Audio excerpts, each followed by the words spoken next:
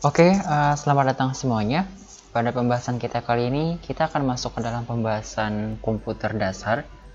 Nah, untuk komputer dasar di sini kita akan membahas sebuah perangkat lunak pengolah kata, di mana perangkat lunak tersebut adalah Microsoft Office Word. Untuk langkah pertama kita perlu cari dulu untuk Microsoft-nya. Nah, di sini terdapat Microsoft Office Word 2010. Ini bisa bebas gunakan tipe yang berapa aja ya, 2007, 2010 ataupun seterusnya, itu nggak masalah. Konsepnya sepertinya sama saja. Di sini sudah ada tampilan awal.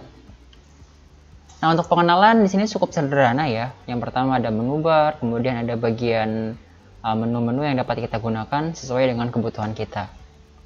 Nah, untuk poin penting yang paling penting daripada pertemuan ini atau pembahasan ini adalah pembuatan sebuah kolom koran. Nah, untuk materi pertama di sini yaitu pembuatan kolom koran. Nah, yang dimaksud dengan kolom koran di sini adalah bukan berarti teknik ini digunakan hanya untuk pembuatan kolom koran saja, itu tidak. Jadi, yang dimaksud kolom koran di sini adalah berupa metodenya atau caranya.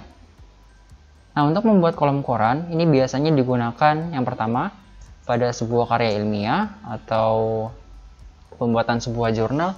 Itu biasanya dibagi menjadi beberapa kolom, beberapa bagian, seperti yang ada di koran. Nah, jadi teknik ini identik dengan penamaan yaitu pembuatan kolom koran, yang sebenarnya fungsinya bisa banyak sekali digunakan, nggak hanya di dalam koran saja. Langkah pertama yang perlu kita siapkan adalah kita siapkan dulu sebuah paragraf, atau dua paragraf nggak apa-apa ya, usahakan lebih dari satu paragraf. Nah, kita cari dulu paragrafnya, sini sudah saya siapkan. Kalian bisa cari di internet bebas untuk penggunaan paragrafnya. Iya, di sini sudah saya copy paste. Terdapat dua paragraf yang akan kita gunakan. Yang nantinya dua paragraf ini akan kita bagi menjadi dua kolom misalkan. Untuk pertama kita blok dulu. Kita rata kiri kanan biar lebih rapi. Baik. Jadi di dalam pembuatan kolom koran yaitu di bagian menu page layout, di sini terdapat bagian menu kolom. Nah, di sini terdapat beberapa bagian sesuai kebutuhan kita, ada yang 1, 2, 3 dan seterusnya. Nah, untuk langkah yang paling awal ketika kita membuat sebuah kolom koran, kita blok bagian yang akan kita buat. Kita blok. Perhatikan ketika kita memblok bagian yang akan dibuat, yaitu kita harus sampai karakter terakhir, yaitu sampai titik. Jangan lebih seperti ini. Nah, perhatikan di bagian sini, kalau kita memasukkannya lebih seperti ini, maka nanti dia akan menjadi satu bagian kolom ke bawah. Nah, ini nanti akan dicontohkan. Kita buat yang betulnya dulu. Kita blok sampai bagian karakter terakhir. Kalau karakter terakhirnya itu adalah U, huruf U, berarti kita cukup sampai U saja. Kalau sampai titik, berarti titik harus ikut serta juga, yaitu ya, seperti itu. Nah, kita masuk ke bagian menu kolom. Nah, usahakan kita pilih yang more column. Iya, di sini terdapat beberapa fitur yang dapat kita gunakan. Yang pertama ada 1, 2, 3, left, dan right. Nah, tergantung kebutuhan kita. Karena kita akan membutuhkan bagian 2 kolom, berarti kita klik bagian 2. Maka di sini akan terbagi menjadi 2 di bagian preview. Kita perlu tambahkan garis di tengah untuk memisahkan bagian itu. Kita bisa pilih checklist line between. Nanti secara otomatis dia akan muncul garis pembatas seperti ini. Kemudian oke.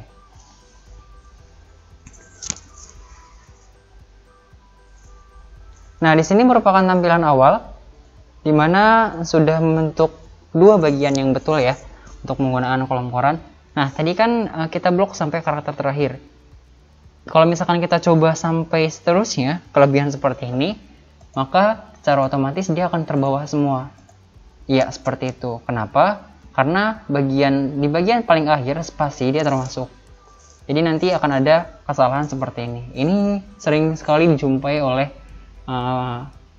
mahasiswa yang lain. Jadi, penggunaannya salah, tekniknya salah. Sebetulnya yang betul itu hanya sampai karakter terakhir saja. Ya, seperti itu konsepnya. Kita lanjutkan. Jadi, sudah terbagi menjadi dua bagian ya. Nah, biasanya itu di dalam pembuatan kolom koran terdapat penggunaan fungsi drop cap, atau bisa dibilang di bagian huruf awal itu sedikit lebih besar dari huruf-huruf yang lainnya.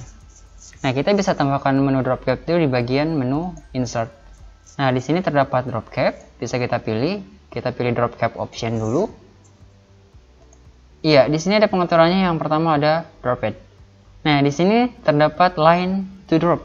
Nah, kita akan memberikan berapa baris untuk ukuran huruf tersebut. Kalau 3 berarti nanti ukuran CS maka akan menyampai di bagian learning.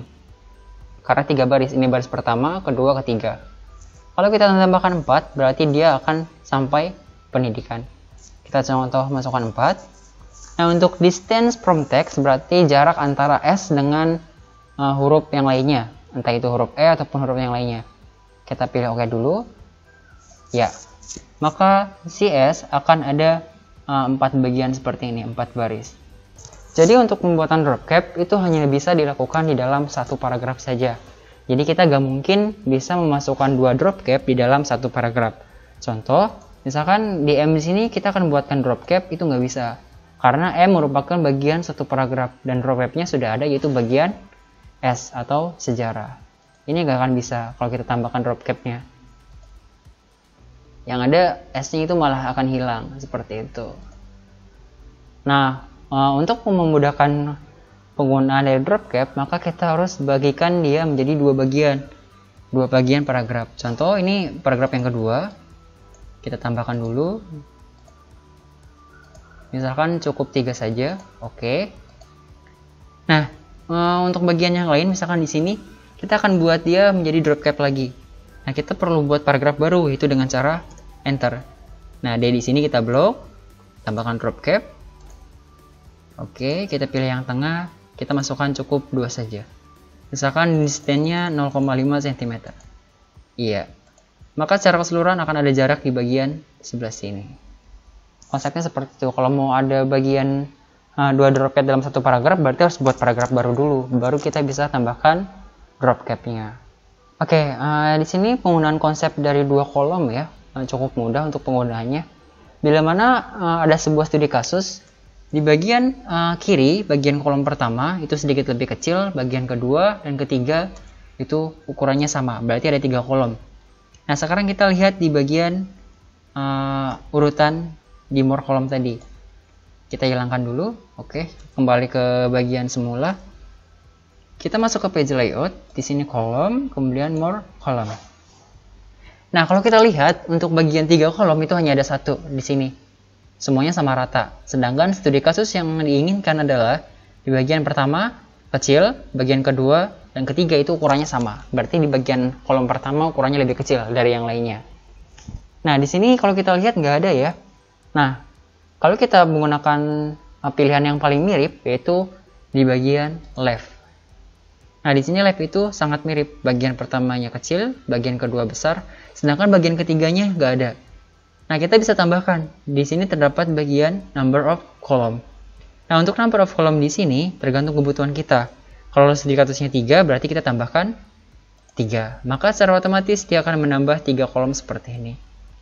Bagian pertama kecil, bagian kedua dan bagian ketiga ukurannya sama. Atau kalau kita menginginkan bagian tengah yang kecil, berarti kita bisa atur di bagian equals-nya. Nah, di sini bisa kita atur untuk bagian kolom pertama, kolom kedua, kolom ketiga. Nah, di sini terdapat ukurannya. Untuk ukuran kolom pertama, dia 2,6 cm. Untuk yang kedua, 5,9. Untuk yang ketiga juga 5,9. Kalau kita menginginkan poin kedua lebih kecil, otomatis kita perlu rubah bagian ukuran yang ada di sini. Dan ukuran pertama harus disamakan dengan bagian yang ketiga.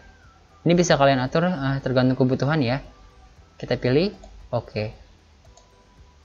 Untuk penambahan line between-nya perlu ditambahkan ya. Kita tambahkan dulu line between biar lebih rapi. Oke. Ya, seperti itu konsepnya. Kita bisa atur. Iya. Ini penggunaan kolom koran.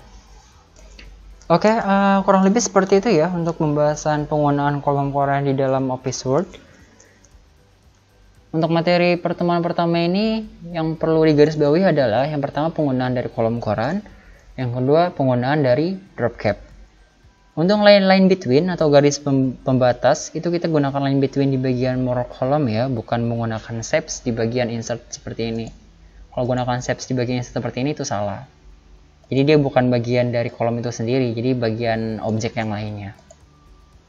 Untuk penggunaan drop cap, yang perlu kalian ingat adalah drop cap itu hanya bisa digunakan di dalam satu paragraf. Jadi di dalam satu paragraf tidak boleh mengandung 2 drop cap, itu nggak bisa. Kalau pengen lebih dari 2 drop cap berarti harus buat paragraf baru agar drop capnya bisa digunakan. Jadi syarat yang utama adalah satu paragraf, satu drop cap. Untuk tekniknya, jangan lupa sampai karakter terakhir untuk penggunaan kolom koran. Oke, kurang lebih seperti itu untuk pembahasan kita kali ini. Terima kasih.